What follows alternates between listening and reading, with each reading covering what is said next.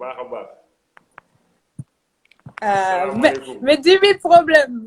Ça va? Maaleykum salaam. oui maa ngi lay ziar. mais maa ngi lay ziar tamit jërëjëf si li nga ñëwee suñu plateforme bi tey. merci. C'est vraiment gentil de ta part parce que sujet bu ñuy wax tey moom benn sujet bu important la.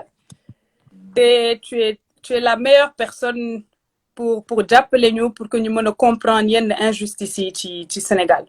kon li ma la doon expliquer rek c'est que Covid-19 Africa benn plateforme la boo xamante ne dañ ko créer pour sensibiliser africains yi pas seulement sénégalais mais africains yi ci continent bi yëpp ci feebar bi ñu naan Covid-19. mais après tamit c'est une plateforme boo xamante ne dañuy waxtaan problème yu ñu am Afrique et en plus de ça dañuy bëgg a discuter pour trouver ay solutions te c'est une plateforme pour ñëpp daal. amul rang social amul niveau éducation parce que ñun ñëpp dañuy am suñu part de responsabilité ci société bi te dañu war a booloo parce que booloo mooy doole. donc voilà donc tey nous sommes vraiment contents dañuy kontaan parce que dañu bëgg a wax vraiment ci problème yi am Sénégal yow xam nañ ne que yow activiste nga buy wax dëgg et on apprécie ça énormément donc dañu bëgg a wax ci injustice yi am Sénégal plus particulièrement ci milieu boo xamante ne mooy kaso yi prison yi et aussi am sa avis ci Covid-19 bi évidemment parce qu'après tout suñu page bi tamit à la base c'est une page de Covid. voilà donc d'abord dañu am ay questions vraiment yu dul jeex bari nañ torop donc j'espère que dinañ mën a répondre questions yi yëpp mais dama lay may d'abord nga présenter wu pour que ñu mën a xam kan mooy 10 000 problèmes te 10 000 problèmes sax lu tax nga tuddee sa bopp 10 000 problèmes. bon maa ngi saluer tout le monde surtout diaspora bi fépp du nuyu bépp sénégalais du nuyu bépp africain boo xam ne mu ngi vivre en Europe. mais dégguñu la bu baax ou bien c'est moi parce que man dégguma la bu baax la dafa mel ni da nga sori micro. maa ngi nuyu toutes les sénégalaises du nuyu ñu nekk ci diaspora bi ñëpp. du nuyu Modou yi du nuyu Sénégalais yi du nuyu surtout les Africains parce que nous sommes des Africains yow man bon je m'appelle Mohamedan Fall alias 10 000 problèmes ambassadeur de détenu porte-parole Badoola 10 000 problèmes c'est quelqu'un boo xam te ni un rappeur un professionnel parce que affaire yi boobaa yemul kase ci cassette da nga war a way da nga war a dénoncer dem ci à la presse di wax li xew ci koñ bi di wax li Sénégalais yi di dund. exactement mais par rapport nga nekk benn artiste rek di génn cassette di def ay soirée di am xaalis c'est bien mais il faut être des gens sur le terrain. tu vois. exact 10 000 problèmes mais c'est quelqu'un boo xam ne ni nit ñi bokk ñoom li ñu ragal a wax ci suuf man ma wax ko ci kaw. parce que man je suis là pour la réalité. man xasuma kenn wax dëgg yàlla quoi ni ku ma xas rek attaqué ko rek moom moo def erreur. kon donc man je suis ambassadeur je suis là pour tout le monde je suis là pour les citoyens sénégalais je suis là pour les Africains. parce que on est des Africains maanaam nit ku ñuul. exactement wax muy nit ku ñuul. non c'est bien gis nañ ne que ambassadeur des Badoola nga c'est-à-dire des gens démunis mais après tout ambassadeur du peuple nga tamit parce que yow dëgg bi rek ngay wax. non mooy dëgg bi rek ngay wax dëgg bi ngay dénoncer. donc ñun déjà parce que dinañ la dégg tout le temps nga naan rang mais lan mooy rang. rang ça veut dire rang muy génne ci prison bi ma wax noonu. ñëw ci mbedd mi. même li ñuy wax ñaari tur yal na yàlla jéggal mooy li ñuy wax te góor jigéen tur boobu. ci prison la génne. y a beaucoup de choses yoo xam ne ni mu ngi génn ci kaso. boo déggee mën naa rang maanaam nit ñi bokk maanaam les conditions de détenus les conditions de prisonniers ni ñuy tëdd ci biir néeg bi am na yoo xam ne boo koy wax ni ngi danaan kii de jéego film la mais ku ñam kaso ñam jeel ku ñam pakataas ku ñam dambaloo ku ñam rang-rang ku xam la mooy sellir torture ak heure tëdd appel ak heure sangu bi nga xam ne yow minuit ngay déclarer sangu boo gisee ma takk benn njàmpe lii def ko ceinture regarde ça lii yaa ngi maa ngi koy gis kay. xam nga lii ceinture la. ah ceinture la. ceinture la mais xam nga pour lan la. ah. non man kay xaw ma. lii benn message bu may lancer appel la mais dama koy exposer ba pare sama bopp quoi pour parce que kaso te minuit la ñuy am ndox te minuit kaso du fi du temps de du këri de nekkul chaque heure da ngay am ndox de ndox mi dafa am heure bu muy ñëw ak heure bu muy coupé. te minuit ndox mi ñëw. bugguma la Djiby Pod bugguma la coupé de mais kaso bi c'est un sujet boo xamante ne am nañ question yi si bëri mais d'abord dañu bëggoon commencer rek par Covid bi et ensuite dinañ wax ci sujet wu prison yi parce que je pense que injustice bi nekk ci prison yi on a besoin de nit ku mel ni yow ku ko vivre nga expliquer ñu li nga dund pour que ñun sax ñi gën a mën a comprendre li xew ci kaso yi est-ce que yaa ngi comprendre donc d'abord dama lay poser quelques questions rek ci situation Covid bi parce que tamit dañu am ay nit ñuy seetaan ñoo xamante ne ils veulent comprendre li xew ak Covid bi surtout foofu Sénégal et après dina ñëw ci sujet wu prison yi d'accord je m'excuse sama fii dafa bëri bruit ok donc ci Covid bi d'abord xam nañ ne que Sénégal il y a plus en plus de cas te lu mel ni Médina quartier boo xamante ne gis nañ ay cas yi fa bëri te dama bëggoon rek nga wax ñu yow Covid bi li nga gis ci population bi naka nga koy dundee et en plus de ça quel est ton message en fait à la population pour ci mesure de prévention yi ci xam nga toutes les mesures qui ont été prises par le gouvernement yow loo ci xalaat. oui lépp waaw dégg naa la bu baax a baax waaw li nga wax mooy si Covid 19 yi maanaam mbas mi. moom moo yëngal adduna bi lu yëngal Allemagne dëkk yi gën a plus dëkk yëpp puissance Sénégal ñoo ëpp problème sax que Sénégal je suis d'accord de cette maladie mais je suis d'accord de règlement de Sénégalais parce que am nañu ay réalité ay règlement chaque pays tamit a son choix. mais feebar ni ko Allemagne di dundee ni ko États-Unis dundee ni ko Chine dundee ni ko naar yi dundee ni ko Sénégal dundee ba tey bokkul moom maladie bi am na mais yenn Sénégalais yi danoo xaw dëgër bopp affaire bi. dañ koo xaw a négliger parce que ni ñu war a sensibiliser nit ñi defuñu ko. parce que mënoo dëkk Pikine ñu yebale Médina nga bëgg waa Médina wax ak yow wala ñu déglu la duñ la déglu ku ci nekk lu moom na nga ko jox. maçon bu ko jox leneen lu mu mënul lu métier maçon. mbas mi nag temps yi ba Médina amoon na ay cas mais instant bi nii macha allah ñëpp demaat nañu seen kër si jàmm. mais si biir cas bi fam lenn lu ma jaaxal. mooy doomu jàmm yu ñu jàpp di leen quarantaine te boo xoolee am na ay interview yu ma jot a gis mais waxaguma si tu vois. am na ñoo xamante ne bu leen jàppee ba def leen li ñuy wax quarantaine yaa may dégg bu baax.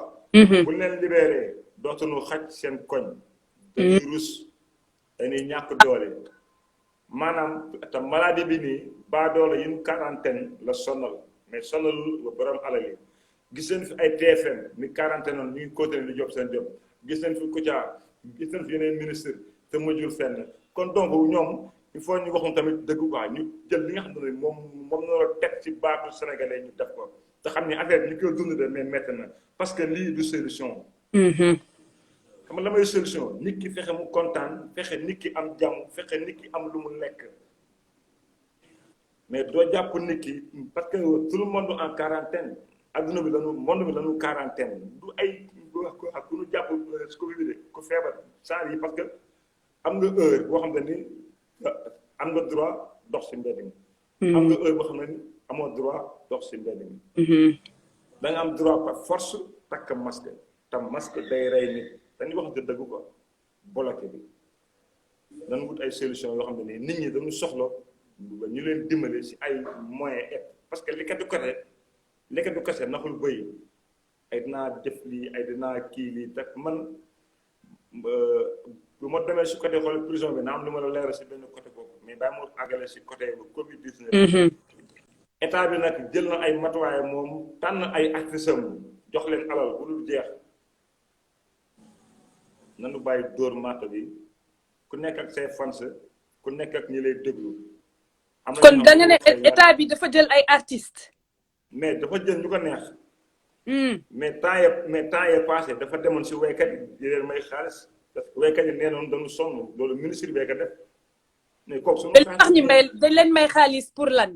waaw parce que ñoom nee nañu tëggatuñu concert amatuñu xaalis mais seen i billets yàqu na. léegi kon baadoole nag léegi ñoom ñooy ay xar. parce que la loi c'est pour les baadoole. way ay son taxul xoolal maladie bi jógee fii maladie bi li ko fiy jógee mooy gëm yàlla nekk nit ku ne nga jox ko àqam ku am lu baax looy def nga def ko te yàlla moo tax. waaw mais il faut tamit que nit ñi respecter mesures de prévention yi n'est-ce pas je pense que point bi nga joxe ci quarantaine bi c'est très important parce que man personnellement xalaatuma loolu le fait que suñu génnee quarantaine dafa am benn stigma daal population bi dañ leen di rejeter n'est-ce pas. mais lu grave moo am fii Sénégal de li am Sénégal laa lay wax quoi pourtant ñoom ñu ngi def ay débat ñu ngi def ay plateau yu mag. ay télé yu am solo mais pourquoi duñu jàllale la message pourquoi duñu wax la réalité. kon ni da nga vérifier ci internet bi yaa ngi combien de personnes yoo xam ne dañ leen xoolal quarantaine tey dëkkunu seen koñ boo ñëwee sama koñ moo ko ñoo xam ne nii instant bii dañoo rus dëkkunu maa ñoom xool ñoroo ànd nii ñu quarantaine boo xam ne nii mais xamuñu quarantaine la xamuñu 45 la. ba gën nañu ñenn ñi sax booy ñoom dañoo tuxu dëkkuñu sax Médina parce que dañoo rus léegi état ñoom. yow pourquoi nga jàpp ni ki ba pare xam nga quarantaine ko ba pare génn ko yóbbu ko gàllam noonu tamit noonu xam ne nit la quoi. mais dafa mel ni dafa war a am benn travail de sensibilisation ci communauté yi ndax ñi mën leen peut-être que nit ñi comprendre ñu Covid bi nu mu demee moo tax su déggee ne que kenn dafa génn quarantaine directement ñi leen di stigmatiser. alors quand ku ñu faj ba pare. c'est pas force nit ki c'est pas pour dire que dina la contaminer donc je pense que peut-être que soxla nañ ay ñi mel ni yow xam nga di dugg ci communauté yi di sensibiliser nit ñi pour wax leen que ñu bàyyi di stigmatiser voilà loolu je pense que tamit benn solution la peut-être que jeunes quartier yi dañ leen war a laaj ñuy sensibiliser di dem ci kër yi pour expliquer leen que nit boo xamante ne dafa am Covid ñu quarantaine ko ba mu génn nit kooku amatul Covid donc y a pas de raison pour que ñi leen di discriminer est-ce que yaa ngi comprendre. bu baax mais ñoom nag ñoom nit ñi da leen di daw ñoom dañuy rus affaire bi yéeme dañuy jàpp benn gaañ ñu quarantaine ko bu soobee bu génnee mais sénégalais mais bët yi lay xool da ngay sax tiit. waaw ndeysaan duñ la wax de. fii kenn doxul dañ lay xool bët yoo xam te ne yow da ngay bëgg sax dee. te ndeysaan oui mbiru yàlla la ndogal la jombul kenn quoi tu vois. billaay feebar la rek bu yàlla wàccee si adduna bi waa balaa la tu vois. mais daal Sénégalais il est trop compliqué. c'est vrai de. ni famille ni mon ami ni mon frère ni mon muy ennemi chaque instant mooy loolu quoi. waaw parce que Covid bii nii bu jeexee ñoom lii bu jeexee. état moom ban programme lay teg lii parce que lii du continuer tamit ñun ne sommes pas des fous entre opposants et pouvoir ñun dañoo soxla suñu réew soxla démocratie nous sommes des citoyens sénégalais. Sénégalais dañu sonn boo bëggee dégg-dëgg sénégalais ci Covid bi sax dañu gën a sonn. wax nga dëgg de. pas doole yi yaruñu ñu ngi joxe benn aide pour ci Covid 19 bi aide maanaam benn aide moyen boo xam ne ay ration la bu jóge ci état yaa ngi may dégg. ñu ko joxaloo population bi. ñoom ñu koy séddale bu leen neex séddale bukki Ndour Samba même personne.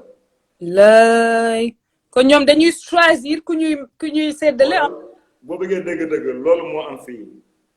ak kumba am ndey ak kumba amul ndey. parce que la loi c'est pour les baadoolo état c'est l'état ñi am alal ñu ñooy sëy ñi am alal ñi ñàkk di sëy ñu ñàkk mais fii dëkk bi kañ lay avancé.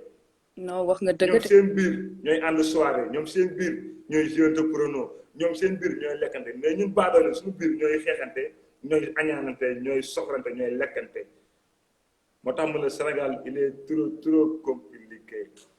non mais état nag li mu war état le président li ko war mu ngi koy def mais amaana ñi mu recevoir ñoo deful lu leen war wala ñu ñu jox ñu séddale ñoo def lu leen neex man j'ai beaucoup de ñoo xam ne ñu ngi fii dama leen xam ay triant yu mag a mag lañu loo leen jox ñu lekk ko seen kër xaalis ko la population bi la seen oto population bee ko moom li ñuy lekk si pop mais dañuy jaay population bi reewaandee parce que am nañu ay këyit te am nañu xel du ko le président ak gars yi ministre ak benn copain avocat magistrat moo tax mooy loolu quoi.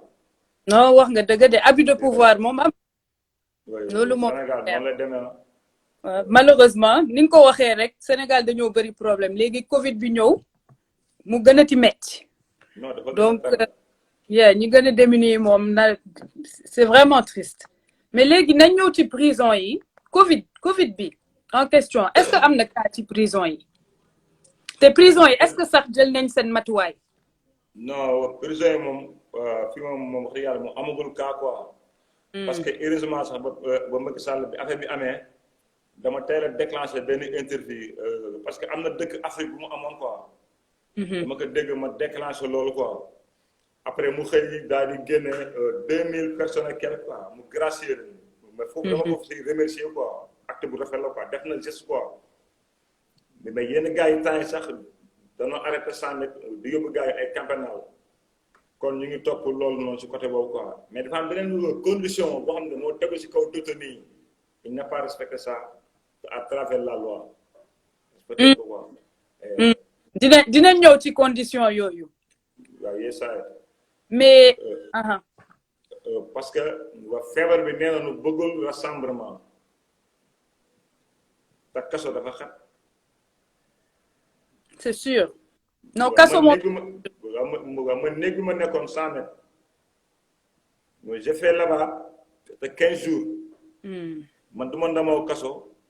man waa kaso bi ñoo ma def seen ambassadeur.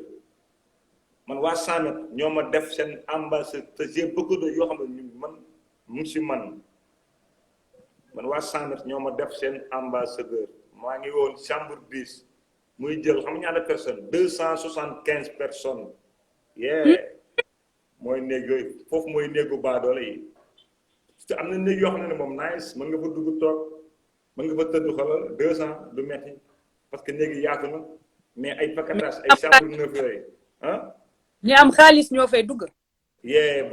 borom alal yi. borom alal yi ñoo nekk fi ñu ay appala ay espace ay jardin ay xam nga ay lieux yu mool quoi ci biir kaso yi parce que 100 mètres fii 100 mètres fii ba 45 chambres la léegi néegi tàng na tàngaay boo xam te ni pour war na ñun suñu kaso bi nii dafa bari loo xam te ni defuñu ko fa boo demee tey ay Guantanamo bu nekk Kaawa mooy jeelu tubaab yi. ba jeelu européen rek ngay seen te prisonnier européen rek ngay seen dañu sol ay t-shirt yu weex. am ay maanaam dañu am ay waaw.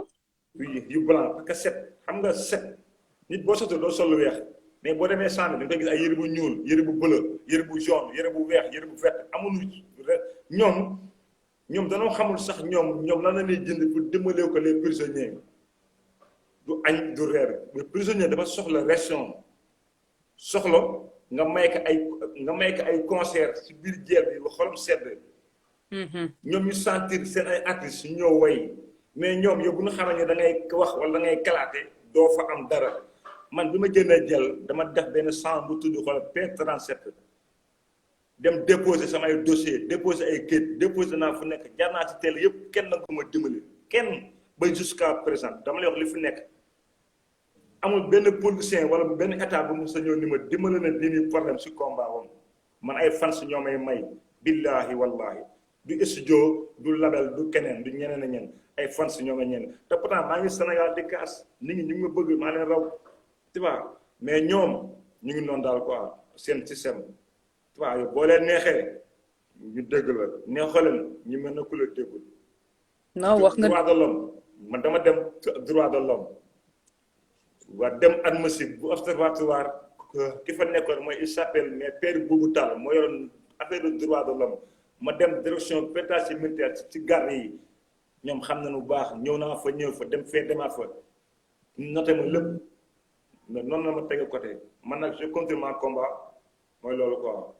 non franchement nañ ce combat parce que ni nga ñëwee par exemple tey ñu plateforme nii di expliquer xam nga li prisonniers yi di dund yaa ngi ñuy éduquer en fait parce que ñu bëri duñu xam condition prisonniers yi te duñ leen di xalaat forcément parce que prisonniers dafa am benn stigma boo xamante ne moo nekk ci suñuy société amul sens daal te nit ñi dañuy def mel ni prisonnier duñu ay nit alors que c'est triste ni nga ko waxee dafa mel ni prisonnier du sax nit parce que nit sax am na droit de l'homme xam nga man yàlla def na yàgguma kaso waaw mais am na ñu yàgg kaso mais ñoom mënuñu wax dafa am ñoo xam ne dañuy xam mais dañuy añaane wax est-ce que tu comprends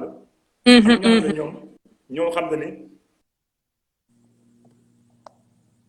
wa tey waaw benn mooy la kaa ki nekkoon pare lu mu tudd sax te gaañu birima waaw ki nekkoon pare rek tamu gaañu rek temps yi su nguuru Macky Sall bi allo yaa ngi may dégg Jimmy yaa ngi may dégg ok parce que waaw mi ngi baax voilà mi ngi baax léegi baax na mi ngi baax wa gis na kaso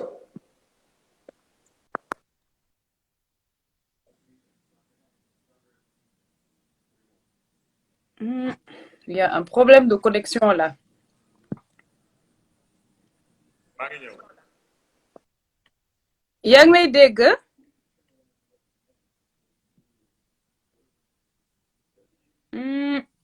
gars yi dafa mel ni dañoo am problème de connexion là mais je pense que ça va revenir voilà yaa ngi may dégg là c'est bon waaw léegi baax na waaw ma ne kaso kaso dafa bari ay façon doomu aadama dafa am ñu soxor te duñu wax am ay defkat te duñu wax am ñoo xam dañuy wax kaso ndeysaan ñoom dañoo soxla ndimbal ba pare soxla aide par rapport comme les politiciens di campagne waa kaso bi boo amee intérêt ñëw fa ba pare indaale sa benn télé mu filmer la nga dóor sa matt non gars yi soxlawuñu loolu bay si garde yi bay si jelmaan yi danoo ñemewul sax wax bay si xool ki chef de chambre bi li neex garde yi lay def waaw kaso laa la expliqué ne non wax je pense que loolu tamit benn question bu ñu am la pour yow par rapport à garde pénitentiaire yi seen attitude ak prisonniers yi mais d'abord dama bëggoon ñëwaat ci condition prisonniers yi parce que yaa ngi nekk yow sa cellule par exemple amoon na 200 et quelques personnes mais sa cellule 275 personnes Jesus 275 personnes alors que normalement cellule bi ñaata personnes la mën a jël dégguma alors que normalement cellule bi ñaata nit ñoo ci mën a nekk 60 personnes 60 wala 50 parce que néeg bi dafa am ay étagère maanaam li ñuy woowee ay paquetage am lu ñuy woowee ay dambalo mais am lu ñuy woowee xoolal rang-rang paquetage oui paquetage boo ko déggee maanaam benn noo comme nga jël miir bi quoi miir bi nii nga teg ay étagère si kaw quoi étagère mu wër néeg bi mu am ñu tëdd si kaw néeg bi mu am ñu tëdd si suufu étagère bi foofu mooy dambalo mu am ñu tëdd si dugg néeg bi mais foofu booy sawi sax da ngay rang booy dem sawi di nga am si yoon bi xoolal ah di nga am si yoon bi entre presque ay 20 minutes wala 15 pour àgg douche ba. kon affaire bi du sax ay matelas rien du tout. non boy li fa manqué dafa bare problème mu matelas mais problème mu yére mais problème mu douche benn nekk boo xam ne benn douche da ngeen toog di jokkal di puub ñu lay seen li am 100 mètres je te dis la vérité kenn joxuma dara da ngeen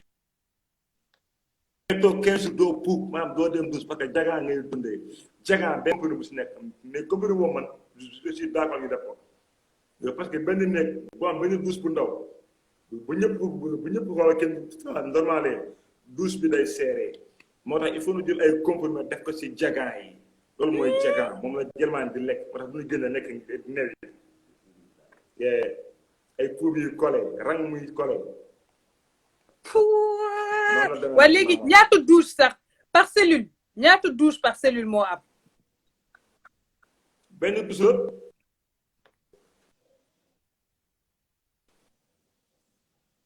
benn cabinet moo fa nekk benn douche ak benn morceau bu teg ci digg bi. alors yaa ngi may dégg parce que connexion bi mi ngi coupé de. place bii ngay sangoo fii ngay demee douche. allo. dégg nga ba. dimi problème dafa mel ni sa connexion dafa am problème de parce que instant bi yaa ngi coupé.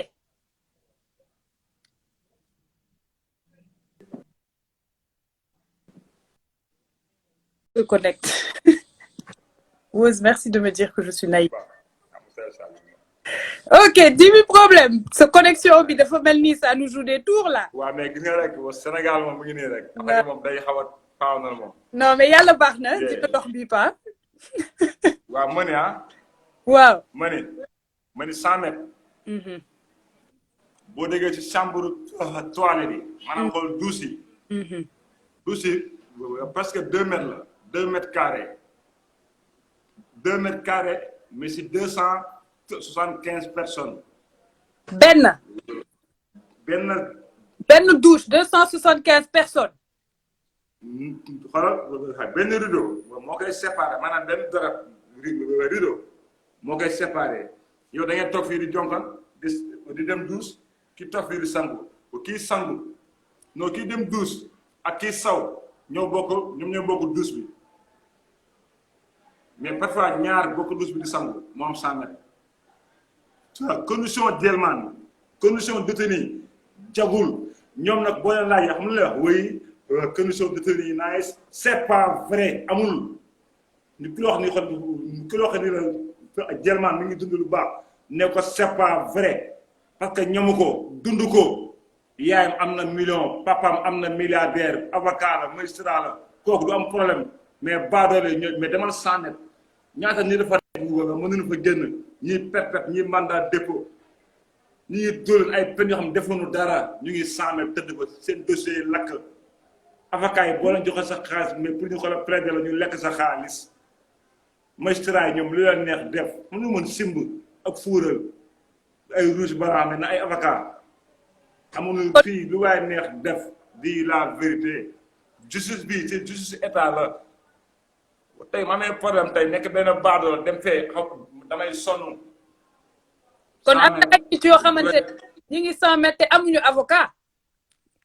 kon ba pare affaire bi tax mu garaaw li tax wala kaso garaaw yow da ngay dëkk Mbour ñu indi la 100 mètres nga dëkk Saint-Louis ñu indi la 100 mètres yow dañuy gën a sonn yow doo am ration yow doo am loo lekk yow bu la jagaan rawee ñàkk na sa papa nekk fa sa yaay nekk fa ñoom daa am na lijjanti jàpp na la dan lay différé.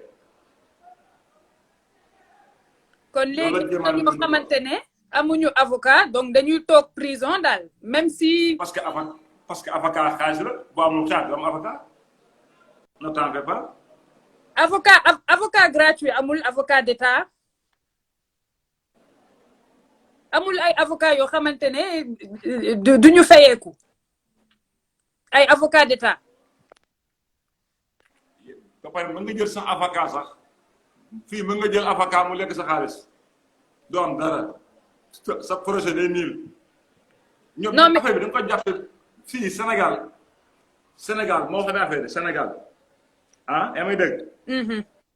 Sénégal dëkku ceddo la ceddo xam nga ceddo xam nga ceddo ragalu nu yàlla bu baax ragalu nu yàlla ragalu nu iblis fii lu waay neex def lu leen neex def bu ba nii avocat nii magistrat nii keneen ak keneen ñoom ñëpp a yem mburu foofu ko fëriñ ñoom ñëpp tous sont des politiciens ils dressent des gens toujours ba tax duñu dimbali kenn ba tey xoolal mbas baa ngi ni tey mbas bi nii ñoom élo ko ñu gën a seen ay moyens de bu campagne jotee ñu gën a seen xaalis te chaque personne xoolal gi 5000 francs di gara ay car rapide mais na nga ko def léegi noonu jox nit ñi ñu lekk mais ay masque ay gel ay omo gel kenn du ko lekk omo du coob nit ñi tam dañu soxla nit ñi dañu am besoin war a lekk war a naan ba pare war a fayu liaas locataires yi fàttali la ngay fay wala ñu génn la nit ñi di dund sonn ki war a ñibbi caaro yi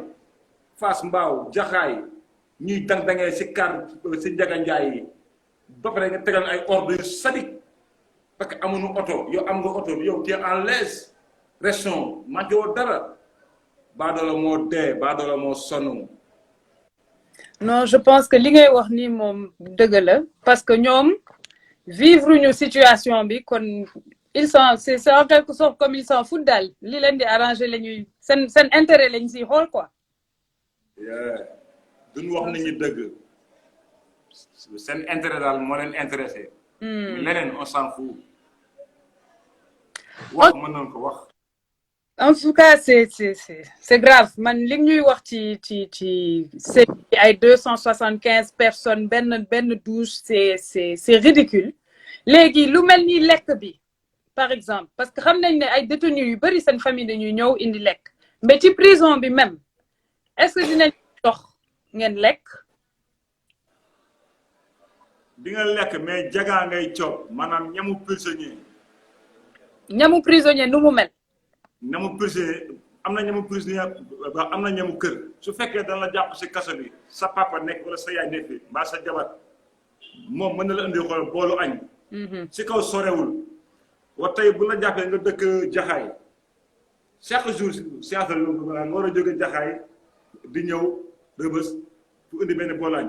day métti quoi chaque jour nga jàpp ko 2 ans 4 ans 5 ans 7 ans chaque jour añ day après nga dem muy sax yow mu nekk ci ni jël bi yaa naan non mais añi baax na quoi bu ñëwati ne bu ma joxati dara garaawul réseau moo xaw a daw tom quoi.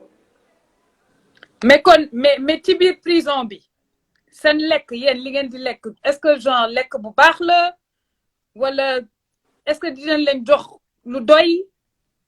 non lekk boobu baaxul lekk bu baax dootoo 15 jours di puub lekk bi su baaxoon chaque jour tu vas aller aux toilettes mais tu vas rester en prison 15 jours après tu vas aller aux toilettes dem puubi 15 wala 20 ndax ñam bi nga lekk waa loolu lekk baax la mais est-ce que ñoom daan ko lekk ñoom garde yi est-ce que daan lekk jagaa ñoom mais tamit.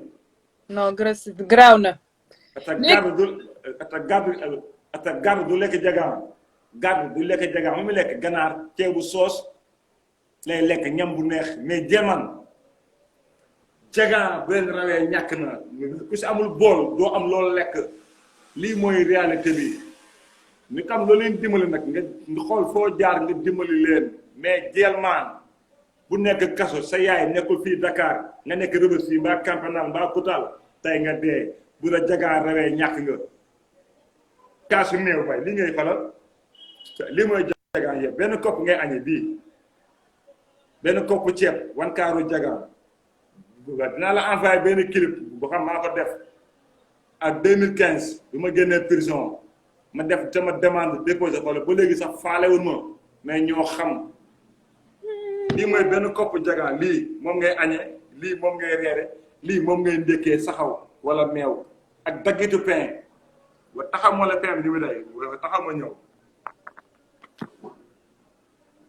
Non, mais c'est extraordinaire, mais c'est inhumain. C'est inhumain.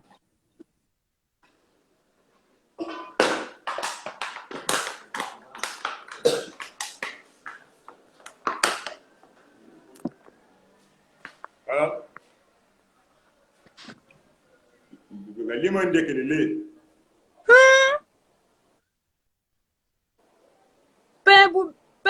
ndaw bi mooy ndekki bi c'est tout. Ah non graaw na.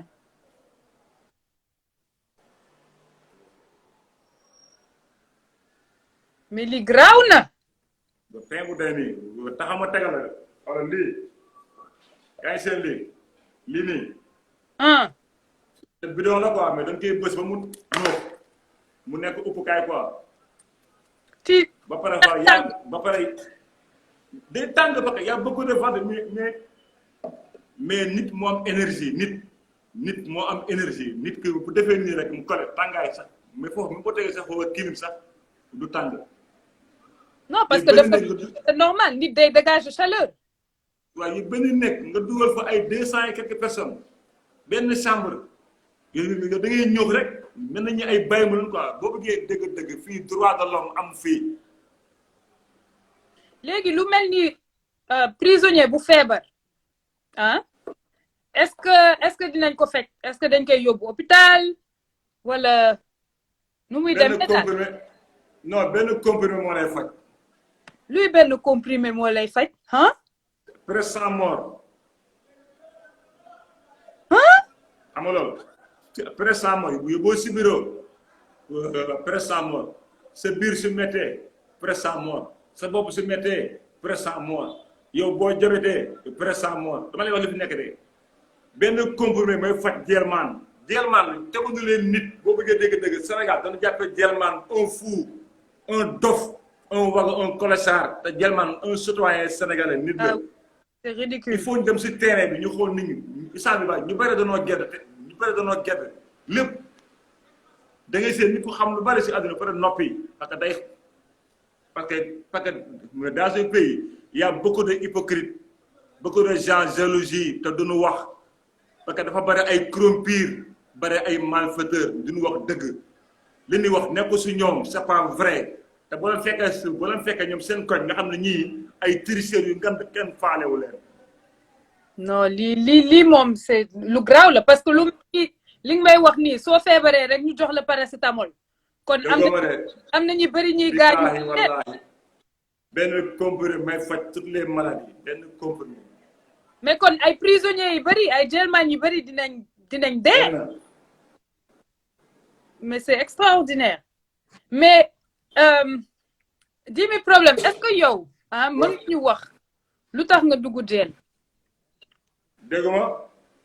est-ce que mën nga ñu expliquer lan moo la dugal jeel lan moo la dugal kaso. waaw xam lu mu dugal jeel. xam lu mu ko dugal. non xaw ma. yaa may dégg ma. ay réseau bi ñëw mu gën a baax. yaa may dégg. waaw maa ngi lay dégg. affaire bu bon moo ma dugal biir jeel. mais du man kat wala du man de wala te li may wax ñu ngi may dégg man maa encaissé loolu man maa encaissé dem tëdd ko jeel pour xam. damay comprendre. man maa encaissé loolu boobu xoolal problème man maa ko encaissé dem tëdd kaso. kon dafa amoon nit ñi nga àndoon. waaw ñoom maa leen libéré nu ñibbi moo dem tëdd kaso pour xam parce que je suis ambassadeur quoi. attends kon yow da nga tëdd jeel pour ñeneen. merci loolu ma dugal jël nag gars yi ñu ngi wax rek te 15 jours laa fa am nekk si néeg bu danger néeg bu bon chambre 10 chambre 9 chambre 4 chambre 3 ay condamné ay 41 gis nga kaso bi li ñu am si kaso bi billaahi bu état man damay ñaan benn affaire rek ma koy ñaan ngeen fexe def tout le moyen ba ñu accordé leen documentaire ci kaso yi. ngeen xool waaw je pense que loolu lu important la. loolu ak fu ngeen mën a jaar dama leen ko ñaan ak fu ngeen mën a jaar ci àdduna fexe leen ba ñu accordé leen ngeen am documentaire wa kaso Sénégal pourtant Europe ñu koy def mais na ko def Sénégal buñ ko defee nga xam ne lépp dëgg la buñ ko defee nga xam ne ñu ñoo bon. demal ay Koutal ay jéelu demal ay 10e jéelu kees nga dem ay Koutal wa jéelu ko Kaolack ay jéel yoo xam ne ay 5 chambres bi moo gën a metti kaso yi li ñuy dund si kaso yi amul waa àll ba sax ñoo gën a dee waa Dakar ñun sax ñoo tane waa àll ba ñoo gën a dee parce que foofu amul foofu lu ay nekk mooy loolu parce que loi la ñuy imposer nit ñi ak jaay doole ngir yàlla ku si nekk ambassadeur na nga kaasal sa citoyen kaasal les détenus ay affaire yi mbas mi kase de kaso bi tamit jeel bi chaque jour ba policiers yi jàpp yóbbu si kaso bi chaque jour ñu différé ay mineurs mais boo différé mineur boo ko libéré 1 mois 2 mois mu tuddaat kaso non wax il faut ñuy nangu baatu il faut Sénégalais di nangu baatu baal ma àq ñu koy accepté quoi pour mën a baal ñëpp mais baax ma ne non ça c'est la constitution c'est la loi jaar xaq yàlla dafa am quoi nañuy jégal ne suñu biir di baalante ak quoi di mu dimbalante. non wax nga dëgg dafa mel ni kaso en réalité soo fay dugal nit c'est pour que nga punir ko pour que mu nekk une meilleure personne mais dafa mel ni moom ça te rend pire sax sooy génn tellement conditions yi dafa. pour wala ñii xamuñu sax li ñuy def da ngay dugg ci kaso bi dugg ci benn néeg yi benn néeg boo xam ne que sàcc ganaar ak rey nit ak sàcc mango ak biiral ñoo bokk benn néeg ak rey ay 5 personnes ñoo bokk benn chambre nga bëgg ñi bu ñu génnee mu laaj ñu normal. loolu en parlant de ça il faut ñuy ber les détenus ñuy ber les criminels à part les agresseurs à part mais les violeurs à part les malfaiteurs mais même chambre bi y a tout le monde dans une chambre man néeg ma nekkoon y a combien de criminels ñu nekk ci biir néeg bi ay kii moo rey diw kii moo reyoon kee moo reyoon kële bu kële moo reyoon kële loolu dañuy dégg nga taxaw ni kët ñoo la gën a mer ñoo la gën a réew ñoo la dàq ñàngal moo tax jelmaan du maye jukkoom baaxul mais surtout ñu ko tëdd ay 10 ans ay 9 ans 7 ans ñoom dañ dem dootuñu bokk sax société dañuy gedd parce que dañoo tëdd jeel ba di ko seen life te ak ñoo am xol xam-xam mais dañuy dem ba mere seen bopp mere sénégalais mere état mere loi parce que dañuy xam la réalité. non wax nga dëgg te d'ailleurs question bi ma la bëggoon poser mooy est-ce que am na violence ci jeel bi entre prisonniers yi. mais si du si jóg yow si biir chambre yi sax dafay am ay violence da ngay tëdd yeewu nu sàkk sa raison nga tëdd yeewu nu sàkk sa jaaroo ñu tooñ la noq la jaay la doole génn la yu boole laa gàdd yi nu yóbbu la sellir noq yi metti mbaa na yóbbu la sellir bu dugal la ko 3 jours boo ñëwee da ngay def cooc am na fa parce que entre garde yi la ak prisonniers yi te jelmaan dafa garaw kon garde yi ancien baaxuñu en gis na ancien jelmaan c'est un magistrat raté mais que plus fort que magistrat te jelmaan dëgg jelmaan boo ko waxee yow li nga def mu wax la ñaata at ngay tëdd wala ñaata mois ngay tëdd mais magistrat mënul loolu foo mu toog jël kayit bi xalaat toogakee mais jelmaan boo ko nee yow loo def mu wax la ñaata at ngay tëdd boo demee 100 mètres te jelmaan yi ñoo yor liste bi ñoom ñoo jàng ñoo yor foo yi ñoom dañuy xàññ rek di sax ay tëneeg di fuural nii dana ay garde pénitentiaire duñu dara defuñu ko 100 mètres et ça lii mooy li am 100 mètres li ma li wax nii moo am Sénégal.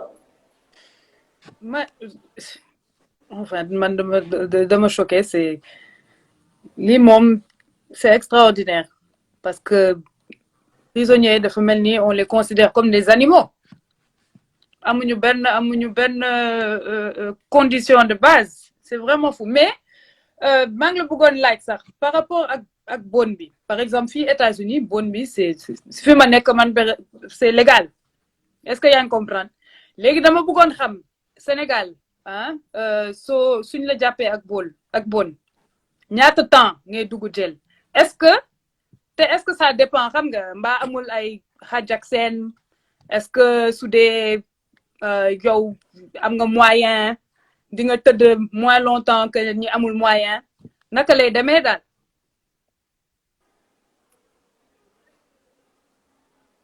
non jëlal sa temps jëlal sa temps amul problème. non dama xaw a jëf quoi. non am. gis nga c'est que affaire bi lenn la quoi bu la jàppee ak bon ici au Sénégal boobu te kii lay jàpp du garde pénitentiaire du avocat du magistrat du gendarme policier moo lay jàpp. mbaa gendarme jàpp ay dealer mais policier yi moom ñooy jàpp tokkatu bon yi. je parle de police la policier ñoo lay jàpp. waaw benn paquet bu bon nag 1 mois la. 1 mois. 1 mois mais parfois nag ñoom mën na la jàpp ñoom policier yi waa nga fay leen nga neexal leen ñu bàyyi la parfois ñoom waaw mën na la baal ça dépasse la communication ça dépasse ñoom quoi. mais attends. tu vois mooy la bëgg a la mën na la jàpp yóbbu la xoolal différé la.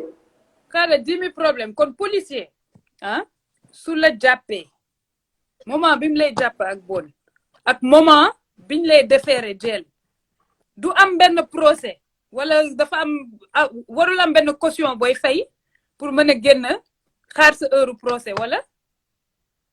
non xoolal caution boobu noonu policiers yi ñoo koy fayeeku la police ñooy enquête loolu maanaam du policier yëpp quoi policiers yi la jàpp ñoom ñi la jàpp. mun nga waxtaan ak ñoom jox leen xaalis ñu libéré la nga dem. ba fa nekk di dëgër bopp bu soir na yóbbu la bu ñu yóbbee sa dossier dañ koy remplir bu ñu xëyee suba bu commissaire bi ñëwee. mu lire dossier yi nga signé ñu jàllale parquet. après magistrat bi ñëw signé voilà ñu différé la rëbës. kon amoo droit avocat wala dara. non am nga droit avocat am nga droit kay si kaw yor xaalis mais booy loolu du leen ko jaral benn 200 ni benn paquet bu bëri nga tëdd sax 1 mois moo gënal foo ñu xam loolu quoi nit ñi yor na mu ni bu ñu sacrifice seen bopp nii tu vois. non lu amin li nga wax ni moom c'est lu am solo. c'est man daal par contre live bi dina couper dans 2 minutes kon lu ñuy def mooy damay couper ma rappeler la après ñu continuer am nañ quelques questions gis naa ne nit ñi posé nañ questions yu bëri mais malheureusement live bi su couper questions yi dañuy disparaître kon suñu ñëwaatee ngeen posé waat seen question léegi ah. rang muy gaaw. léegi waa rang muy gaaw. rang muy gaaw. léegi. non